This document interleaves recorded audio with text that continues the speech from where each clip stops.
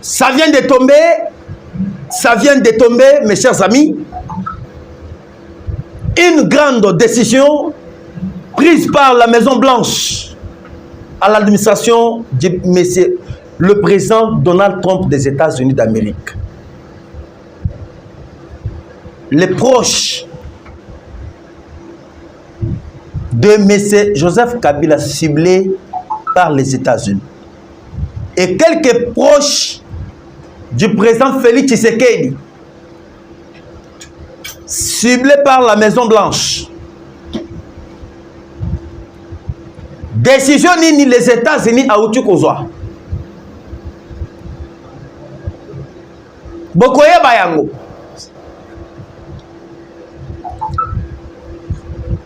Bande Kobalandi. Je pense que Ezali Oyo Yabino. Moi, Namboka de tata et de mam. Congolais de père et de mère.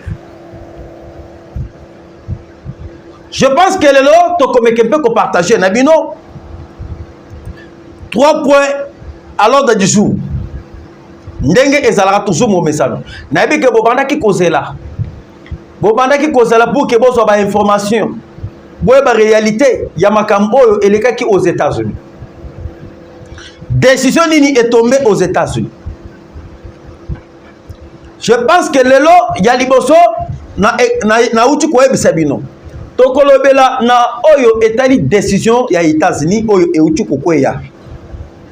Na mai oyo etali ba sanction ya département américain.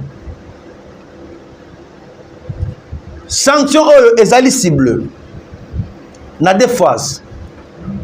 Première phase, yabato bajira mboka oyo depuis Mobutu jusqu'au régime de Kabila.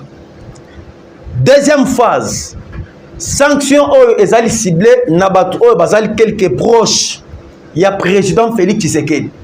Tokotanga pe na bakomo na bango et bokoye babango. La deuxième des choses, tokolobela na mai oyo etali les accords de paix. Namekaki kolobela ngo lobby. Mais par rapport, comme je n'avais pas maîtrisé là-dessus, cette information n'a quitté jamais ko yebi sabino.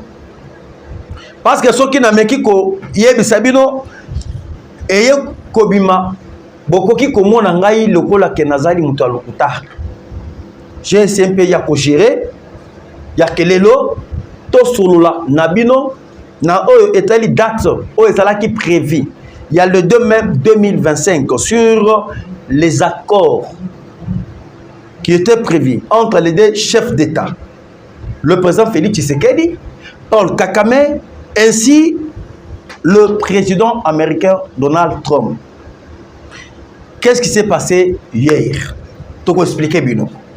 Et pour terminer, Maître Constant Moutamba vient de décider d'interdire à toute livraison de pièces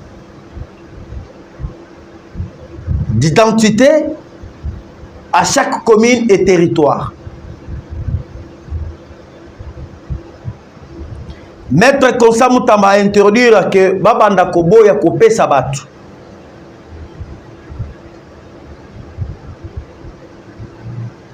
Mukanda oyo tozali kobenga na Falansa.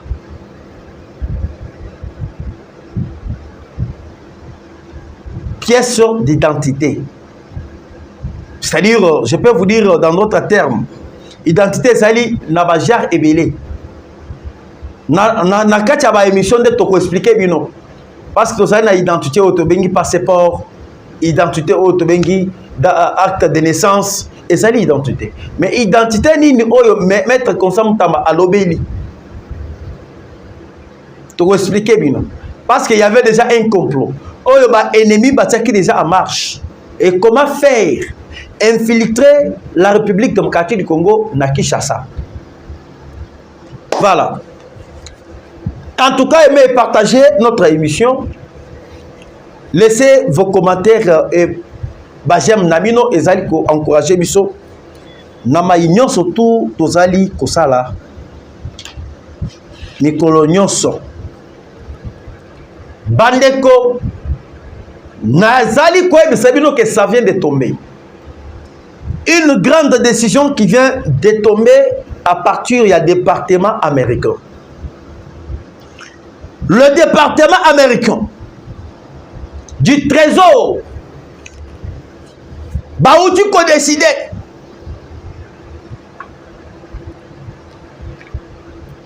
balobi batu nyonso tout oyo ba détourner musolo ya l'état congolais batu nyonso tout ba gérant depuis 30 ans ya régime ya Mobutu na régime ya Kanambe Kasebereng bazali kobanda ko poursuivre bango oyo nyonso tout ayebi ke ayibi musolo ya l'état abongama tala liste moulayi ya kosakana te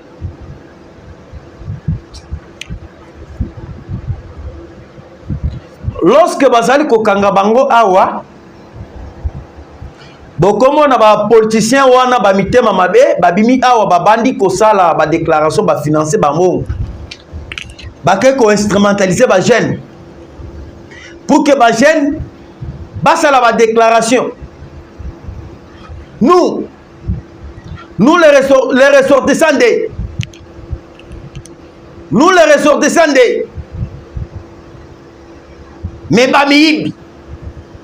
Et lorsque les États-Unis d'Amérique, le département du trésor américain a décidé, Namayu Oyo est allé à sanction, Namayu Oyo est allé poursuite judiciaire, Yabatu Oyo va salir détournement, Nakati ya Congo, la personne en parle. Soit disant, ressortissant de Bakotimaï. Bon, comment est-ce qu'on va arrêter beaucoup de personnes? Tant que tu il y a déjà aligné sur la liste de régime ya Kanambe Kasebereng. Mon toita mon côté a kobima vivant sur cette affaire.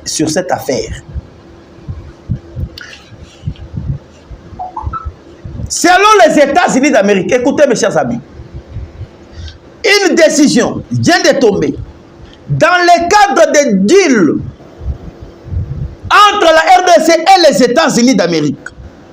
Le département du trésor américain traquera tous ceux qui ont détourné les fonds publics de la RDC sans prescription. Même ceux qui ont détourné il y a 30 ans verront leurs biens saisis aux États-Unis d'Amérique. Mamaya Kalema.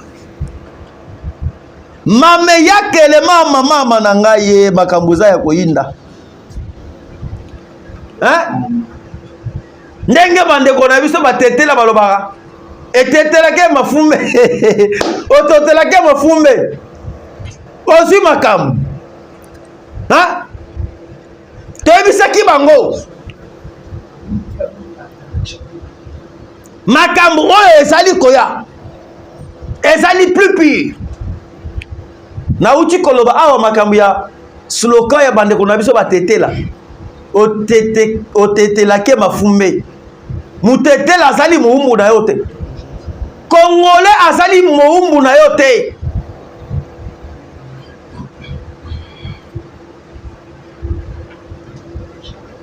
Le département du trésor américain a précisé très bien.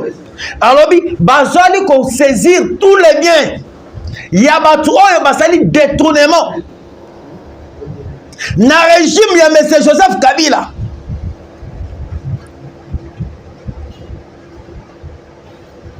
Et Bouti Koyoka dernièrement, décision et Koyoki na trésor américain. On a saisi le bien il y a ma proche. Il y a M. Paul Kagame. Tous les ivoires. Lorsqu'on vous parle tous les ivoires, c'est-à-dire tous les biens. Et ça les biens en espèces. Et ça le bien matériel. Bah saisira qui yango na département du trésor américain. Biloko ya James Kabarebe. Biloko ya Corneille Nanga. Biloko ya Laurence Kanyuka. Les États-Unis avaient saisi tout. Et là, ça devient le tour de la RDC. Et Nazali ko préciser na oyo etali déclaration et il y a département du trésor américain. Bango balobi bazali koya ko kanga biloko aux États-Unis ba ko saisir ya batu oyo basala ki 18 ans na Congo. Ya batu oyo basala ki détournement. Ole batonga awa na Congo ba mesani ko kende ko tonga na kati ya États-Unis.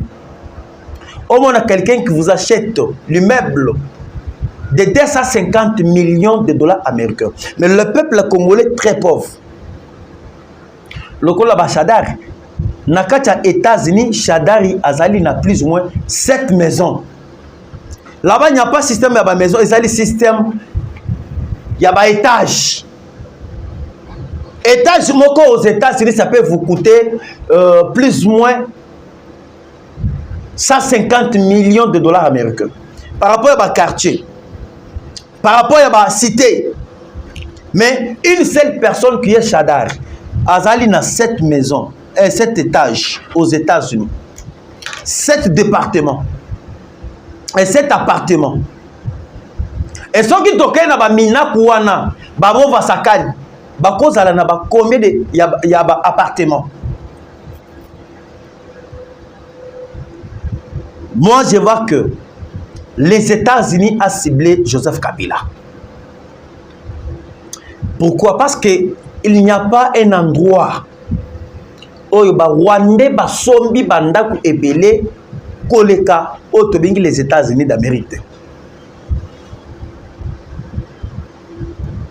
On prend les Roubewa, les Nyarugabu, les Jeannette Kabila. Le Olive Lembe Kabila tout comme ça Bantouana bazali na bandako ntango nazali ko ebisebino bandako aux États-Unis les ali bandako ama sécurité ce sont des maisons bazali na bandako ya ma sécurité oyo bango ba somi aux États-Unis. Imaginez-vous bango ba piller Congo pendant 18 ans na 18 ans oyo bango ba piller Congo oyebi que ils ont gagné combien?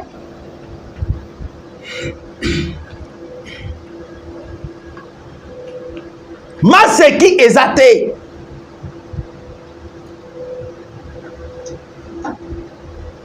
Bantamwe mwamba bazali na kati ya likambo. Bajanine Mabundu bazali na kati ya likambo. Et ce qui boyoki bien, selon précision, il y a département du trésor américain. Alors, bazali ko kanga bango na cadre, il y a deal entre RDC et les États-Unis.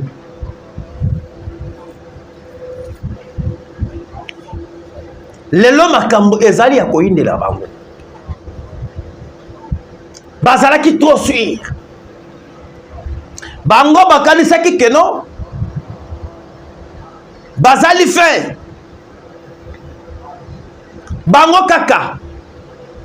Ndenge Union européenne a toujours soutenu un groupe ethnique ya ba minoritaire. Bako continuer na mafia na bango na kati ya Congo. Mais cette fois-ci, c'est déjà fini. Alors, je pense que Nathan Galibino, parmi des personnes ciblées par le département du trésor américain, oh, il y a régime, il y a M. Joseph Kabila. Tozali, Nabatou, oh, le trésor américain a ciblé. Pour na makamoteli ba affaire ya ba carré minier. Sur les affaires ya ba carré minier, on va arrêter beaucoup de personnes. Ça ne sera pas le président Félix Tshisekedi. Ça, dans le cadre des pourparlers entre les États-Unis et la RDC. les États-Unis assis à cibler. Ba proche, il y a président Félix Tshisekedi. Ba trop basali ko exploiter ba carré minier. Na ba proche. Oyo basali au sein il y a union sacrée. Ba cause la sanctionner dans peu de jours. Vous ne pensez pas que le président Tshisekedi du pouvoir oyo azwaki pouvoir pour que bino boye ko salir yeta. Tshisekedi azwaki pouvoir pour que bino boye ko salir peuple non. Ozala ndeko na ye, ozala camarade na ye, ozala proche na ye, yeba ke okokangama. Okokangama. Okosala boloko sans blague. Régime oyo ezali régime ba intouchable ta. Régime oyo ezali régime ya ba intouchable ta. Parce que ozali proche ya chef de l'État. On va ne causer la carré minier, on va ne exploiter comme tu veux. Cause la carré minier, ce n'est pas un péché, oui bien sûr, mais il faut ça là, là. N'a pas méthode. Oh et le moment où on va carré minier.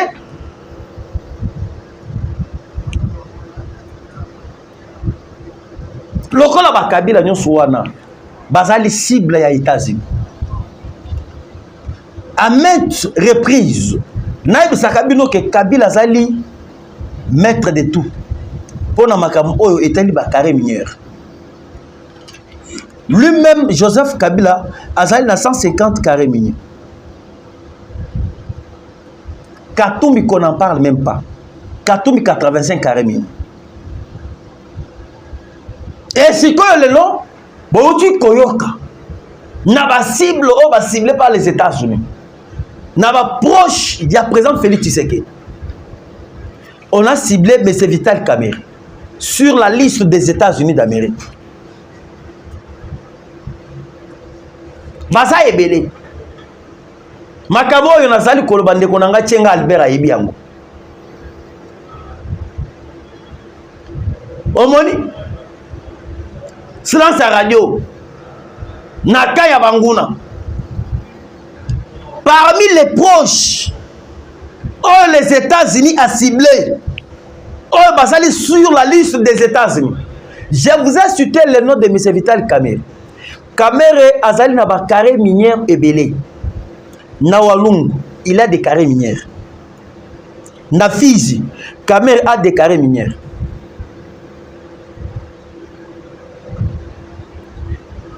Tokei na Bunagana. Kamerhe azali na ba carré minière. Et si ka boyoki ba M23 bango ba occupé. Yango monaka chaque fois ya tout moment Kamerhe azwaka courage te ya ko citer l'agression rwandaise.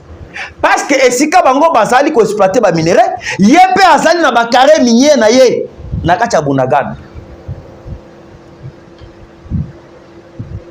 À part M. Vital Kamerhe, nous avons Nicolas Kazadi. Nicolas Kazadi est cité par les États-Unis d'Amérique. Nabayi Oyo bazali na ba carré minier.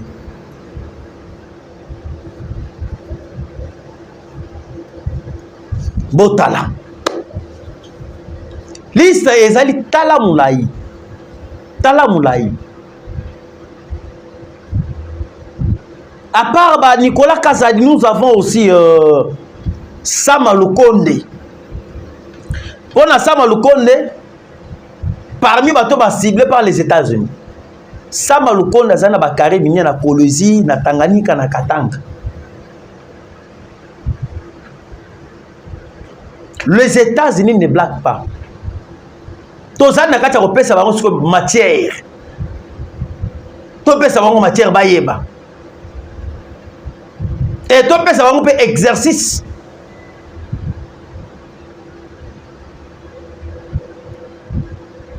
Et na minute que le président Tshisekedi a kokote la kamutote. Et le président Fachi a ko protéger kamuto ata mokote. Donc koyoka ali oyo makambo zali koya. Et kozala ali moko très terrible, sans pitié, sans blague, sans excuse. Que tu sois qui, tu seras neutralisé. Et bon, tu koyoka yamoko Kabila kei kosenga ba pardon. Joseph Kabila yamoko en personne akei pa au Basanjo. Est-ce que bino boyebi makambo oyo ebimi oyo ekofite? Obasanjo alobini n'est pas Kabila. Obasanjo a produit conseil et pas M. Joseph Kabila. Omoni, dans la vie, il faut boyebaka. Même la Bible nous a toujours dit que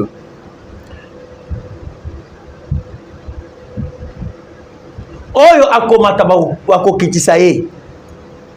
Oyo akokita bakomatisa ye. Excès de zèle. Oyo Kabila ayaki na yango. Yango omoni ekomisie na suka na niveau oyo. Tozali kolobele likambu ya Kabila et to entamer likambu oyo tali ba accord. OK qu'on devrait signer aux États-Unis le 2 mai 2025. Mais avant de toucher point wana, et tozali ko informer bino mes chers amis, mais c'est Joseph Kabila ndenge azali wana boye ba déjà que azali na difficulté totale. Na talisa kibino déjà lobi pona makambo tali Obasanjo. Ake kokuta na Obasanjo. Obasanjo ake ko plaider et Kabila asengi pour que azala à l'aise. Le président Tshisekedi a limbisa ye akoka kozonga na Congo. Et tango kozonga na Congo ako répéter te ba geste na ye. Mais j'ai été flatté par rapport il y a conseil oyo ancien président nigérien Pessi Joseph Kabila. Ce n'est pas si longtemps au Bomoni Obasanjo ayaki awo. Obasanjo ayaki awo akutana kina président Félix Tshisekedi. Après kokutana président Tshisekedi aye kozonga. Ne Bomoni Kabila aye kozonga koluka Obasanjo. Basolola. Mais na conseil oyo Obasanjo apesi Joseph Kabila. Écoutez tous mes chers amis. À ce qui concerne les conseils prodigués par Joseph Kabila Kanambe Kazebereng, par le doyen Obasanjo. Le doyen Olusegun Obasanjo du Nigérian.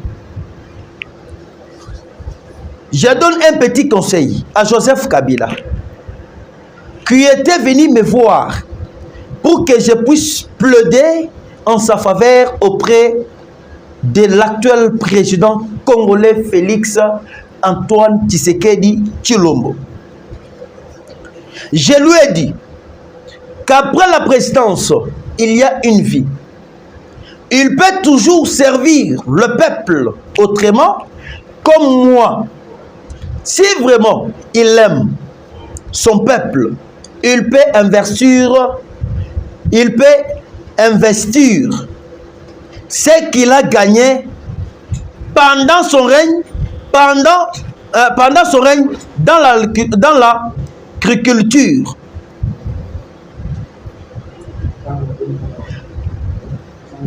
Là, dans l'agriculture, la pêche et l'élevage, comme je suis en train de le faire aussi ici chez moi, au Nigeria.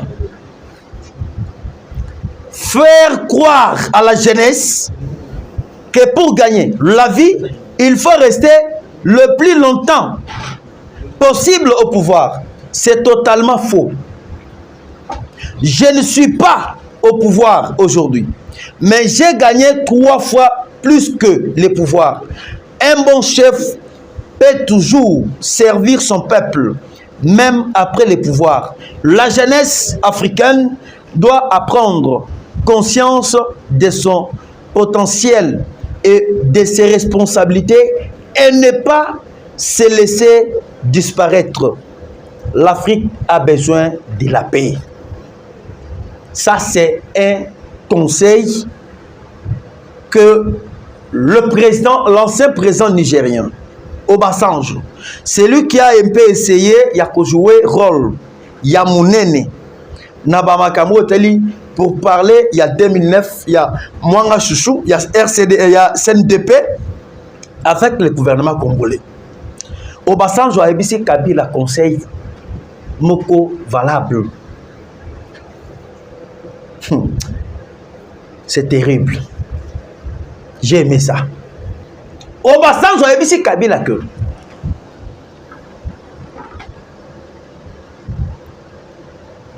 François Ozali Kolukela on a pouvoir, ce n'est pas de cette manière.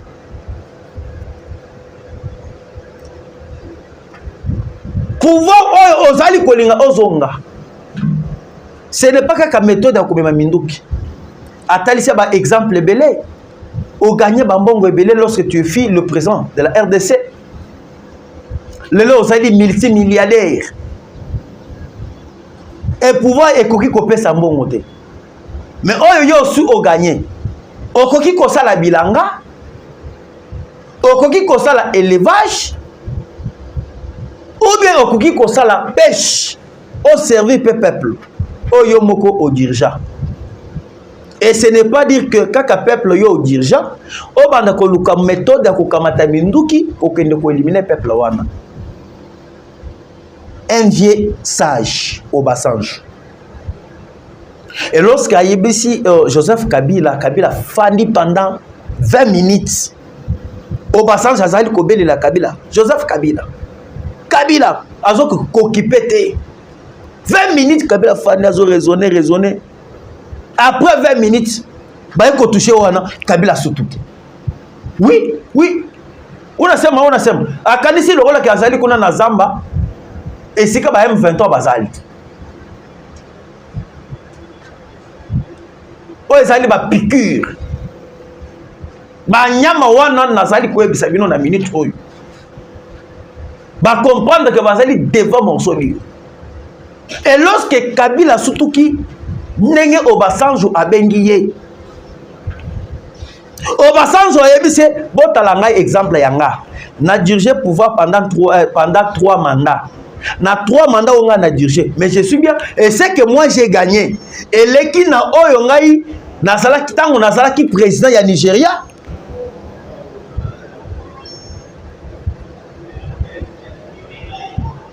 Omoni na vie hein.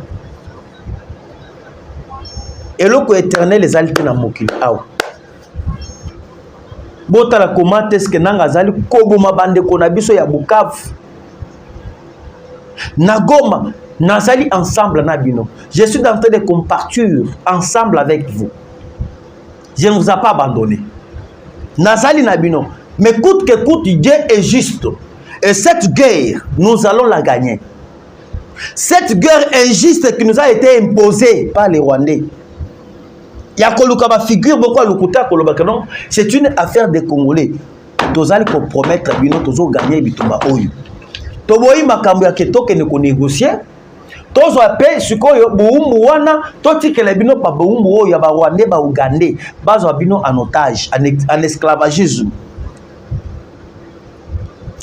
Mieux vaut la fait d'une chose que son commencement. Obasanjo ayebisi Kabila. Et na minute oyo Kabila ko azali koluka fachi na mwinda lokola eloko mususu. Fachi pe akomi lokola kabwaka toka. Fachi akomi or. Moyen ozoye ezate. Cette fois-ci, chaque personne doit répondre à ses actes. Chaque personne, il faut répondre à l'acte. Alors, Bande Kobalandi, nous sommes en train d'avancer. Tozali na point, il y a mi balé, oyo tozali kolobela. Na oyo etali, rendez-vous, oyo zalaki lobby. Il y a pour parler des États-Unis d'Amérique. Na yoki bato ebele ba lobby que non, le président Tshisekedi Makambo ezalaki prévu à voyager aux États-Unis, ezali reporté. Ba mususu ba lobby que non, les États-Unis d'Amérique avoir ici yango et les États-Unis a obligé que non à collaborer toujours avec le Rwanda. Bandeko. Na ebisaka bino que soki bozana posa ba information. Bon se laisser te manipuler na ba chaîne oyo ya ba Rwandais parce que bango basali fort soki bino boebita. Ils sont totalement forts. na ba réseaux sociaux bazali fort na makambo ya kokosa batondi ebele na ba réseaux sociaux basangani na batu ya PPR2 na batu ya Katumbi na batu ya Kabila bango nyonso basangani na batu ya Denis Sang. Ils sont nombreux. Moi je vous préviens. Pour parler, il y a le demain. L'administration américaine va repousser en haut après des semaines de ces mois ici demain. C'est-à-dire 2 semaines, ça peut tomber, je peux vous dire, le 16, le 17. Le 16 et le 17, c'est là où il y aura rencontre. Maintenant, actuellement, les États-Unis vont signer, la RDC et le Rwanda vont signer au pré-accord. Lorsque je vous informe pré-accord, cela veut dire ceux qui seront signés par 2 ministres comme par représentants. Le ministre des Affaires étrangères, il y a Congo, le ministre des Affaires étrangères, il y a Rwanda. Pré-accord, cela veut dire quoi? Il faut que les Congolais baïeba. Tout expliquer bino. Tout imbole la bino boyeba pré-accord d'abord. Parce que vous allez connaître notre pré-accord. Pré-accord. Avant que toi t'amènes à plan, il y a accord. Pré-accord, cela veut dire. Le bosso, c'est qui? Accord de principe. Autre signal que chaque personne chaque pays a respecté Ndelo. Tu as frontière na falance. A respecter la frontière, il y a chaque pays. Maintenant, pré-accord, cela veut dire chaque pays, chaque gouvernement a présenté. Tu as cahier de charges. Par exemple, na kati ya Rwanda azali ko na cahier de charge ya kolbeke non, il faut sécuriser sécuriser Rwanda pour que coup d'état et ça le matin. Dans le cadre du pré-accord. De même aussi que la RDC na côté na ye na pré-accord azali koya on les a le rôle que boyokani ba signer et lorsque ba ko signer maintenant les 2 chefs ba kotani. Ndenge salamaki na kati ya Angola. Avant tout, ministre des Affaires étrangères bakutanaki basololi ba se mettre d'accord après le président Tshisekedi le 15 décembre il y a 2024. Balingaki bakutana na kati ya Rwanda Kakame Tshisekedi ba signer officiellement. C'est de cette manière-là. Maintenant, c'est-à-dire bazana kati ya couranger sur le plan ministériel. Il y a un moment donné, les États-Unis a repoussé dans 2 semaines pour que pré-accord est signé. Terrain d'attente, la ministre ya Congo, na ministre ya Rwanda, bayokana, va se mettre d'accord et va signer. Naka ya Congo bango balobe que il faut basa la pourvu que va signer autre bengi les accords, cesser les faits et ça nakati, rete ya M23 et tout consort.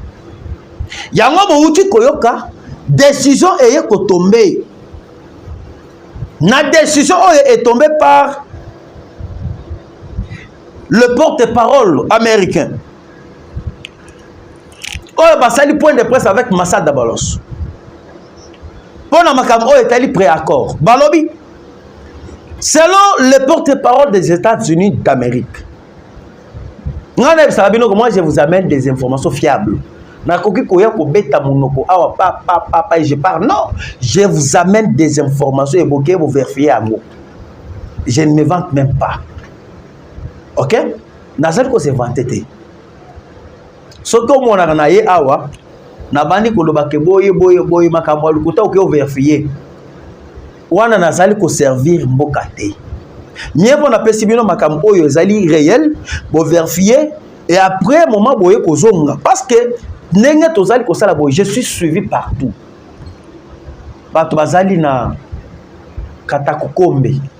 Bazali ko lananga. Ba oyo bazali na Lusambo, ba oyo bazali na oyo tobengi Mwanda, Matadi, je suis suivi partout. Yango boyoki maintenant na décision ya porte-parole des États-Unis d'Amérique lobi boy. Ba sengi d'abord le retrait des troupes rwandaises avant toute signature d'accord avec le Rwanda. C'est-à-dire les États-Unis avant que tu signes pré-accord Rwanda a longola ba troupe naye na sol congolais. Les porte-parole américains, M. Massa Dabalo sur la photo affirme qu'avant la signature de tout accord minier, annonce entre la RDC et le Rwanda, Kigali doit retirer ses troupes du sol congolais. Les États-Unis d'Amérique ne se limitent pas. L'administration de Trump à l'entremise du porte-parole américain demande également au régime de Kagame de cesser de soutenir le rebelle du M23. Vous avez suivi?